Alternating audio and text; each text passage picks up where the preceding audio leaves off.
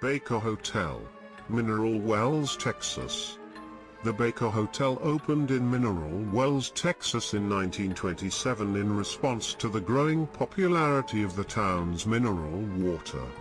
It became an iconic destination for travelers, with the likes of Judy Garland, Marilyn Monroe, Bonnie and Clyde, and various other notables visiting. Earl Baker closed the hotel in 1972, on his 70th birthday, and it has been abandoned ever since. The hauntings began here long before the hotel closed its doors. There are two main spirits that still lurk inside the hotel's walls, and several witnesses have claimed to see them. One is a ghost of a bloody-nude woman on the 7th floor, possibly the mistress of the hotel manager. Apparently the emotional stress from the affair got to her, and she jumped from the balcony to her death. Other people claimed to have seen the ghost of a man who was killed after being caught in an elevator door. 2. Presidio La Bahia, Gilead, Texas. This fort, originally founded in 1721, was the site of many Texas Revolution conflicts, including the Battle of Gilead and the Gilead Massacre. Folks have reported seeing ghostly massacred soldiers and hearing their cries of pain. As you can imagine, this site still houses many angry, scared and hurt spirits of soldiers, and their cries of pain can be heard during the night. Also, some witnesses have reported seeing apparitions of soldiers here. 3. La Carafe, Houston, Texas. Dating back to before the Civil War, the second floor of this building is said to be haunted. Guests have reported seeing the apparition of a large African-American man walking around upstairs, and have heard heavy footsteps and the sound of a body being dragged across the floor. This old wine bar is actually still open for business today, and is believed to be the oldest bar in the city of Houston. 4. Spaghetti Warehouse, Houston, Texas. Located in the heart of downtown Houston, this restaurant used to be a pharmaceutical warehouse, and prior to that a cotton storage facility.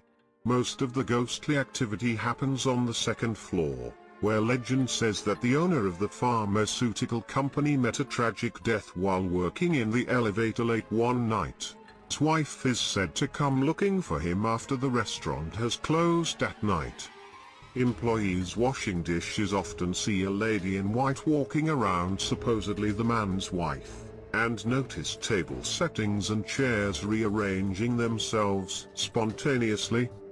5. Littlefield House, Austin, Texas. The Littlefield House is a historic home in Austin, Texas on the campus of the University of Texas at Austin. The home was built in 1893 for Civil War veteran George Littlefield, who was a successful businessman in the bank and cattle trades and a major benefactor to UT.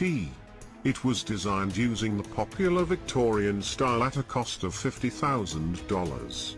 While living in the house, Major Littlefield and his wife Alice made a tremendous number of contributions to the university, including funds for the Littlefield Fountain, the main building, and the Littlefield Dormitory. They also developed the Littlefield Building downtown, finished in 1912, allegedly haunted by the original mistress of the house, Alice Littlefield. She is variously reported to have been either insane or possibly agoraphobic. Whatever the case, it appears that she rarely left the house in life, and it is claimed that her ghost still haunts it to this day. People claim to see and hear her ghost restlessly roaming the upper stories, and some claim that she will occasionally play the old piano that is there. 6. White Sanitarium, Wichita Falls, Texas. The FS White Sanitarium, located at the corner of California and Olin Roads, opened in 1926 under the direction of Frank S. White, a man who had been superintendent at the State Asylum in Austin before the turn of the century. He first advocated providing a non-institutionalized lifestyle for his patients to diminish the effects of the asylum itself on their sanity. He ran the facility for just 5 years before retiring for health reasons. In 1939, the building was abandoned after it was damaged due to severe flooding. The building remained a local haunt for daring teens until 2002, when Gilbert Rios, who was 70 years old at the time and retired, purchased the building for $15,000, a measly price for such a vast estate. There were so many tales of horror and hell associated with the asylum that most investors wouldn't touch it. One MSU student told a tale of high school friends discovering abandoned manacles in the asylum's basement. Local residents tell stories of ghosts seen playing cards, as well as unexplained screams heard, coming from the direction of the asylum, in the dark hours of the night. 7. The Grove, Jefferson, Texas. The Grove, also known as the Stilly Young House, located in Jefferson, Texas, is an 1861 historic home that is listed on the National Register of Historic Places, and is a recorded Texas Historic Landmark. The house has also been called the most haunted place in Texas. The Grove's history dates back to the 19th century, when the property was purchased and the house that became known as the Grove was built. In her later years, she was terrified of the spirits. She had a security light installed in the garden because she would see people outside walking around, who disappeared when she turned on the porch light. She called the police several times a week in her later years to report that someone was in the house with her, but the officers never found anyone else there. Finally, she moved into just a few rooms of the house, letting the rest of the place start to deteriorate. Long before then, back in 1882, the Grove was sold to a man named T.C. Burke. He moved his family in, and they moved right back out, with the only explanation being that they couldn't live in that house. 8. Bragg Road Ghost Lights, Saratoga, Texas. Located in Texas between Beaumont and Livingston, approximately 16 miles west of Counce, Texas.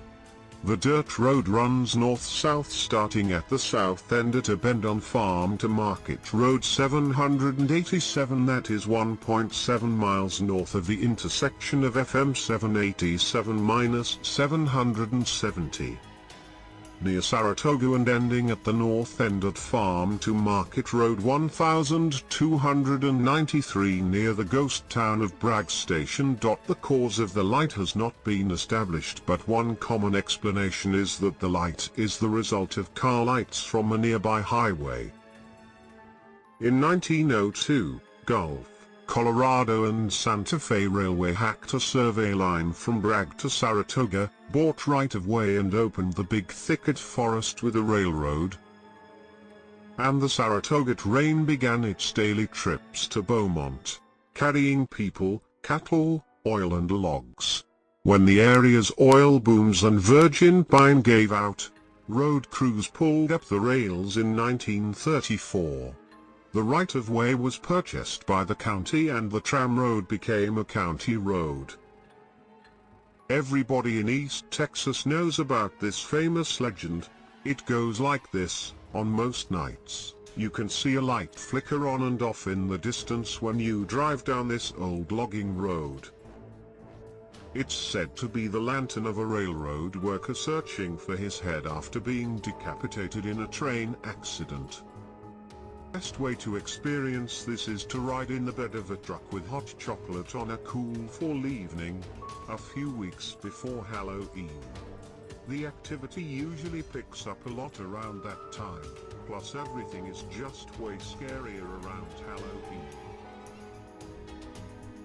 9. Bragg Road Ghost Lights, Saratoga, Texas. a beautiful Victorian-style historical mansion with gardens on 35 acres and a creek flowing through and built on Indian burial grounds and the historical battlegrounds post-fall of the Alamo.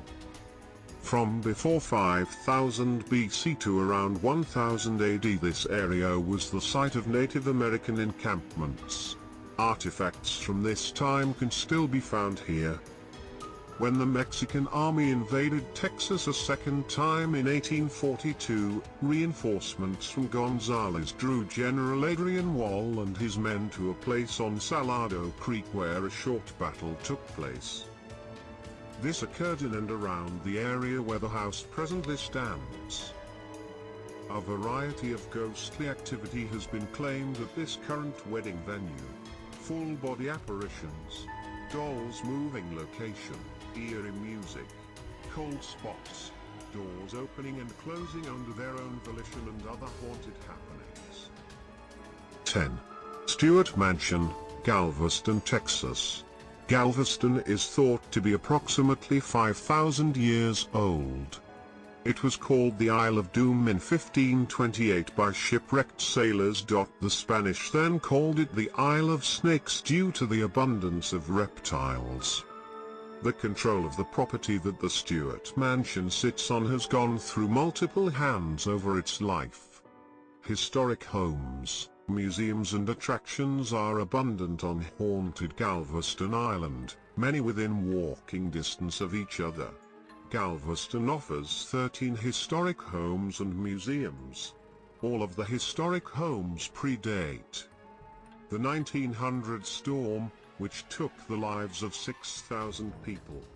A multi-image documentary on the hurricane titled The Great Storm is shown daily at Pier 21. Peter Haviland's investigation was held here in 2003. Orbs captured on film and several EV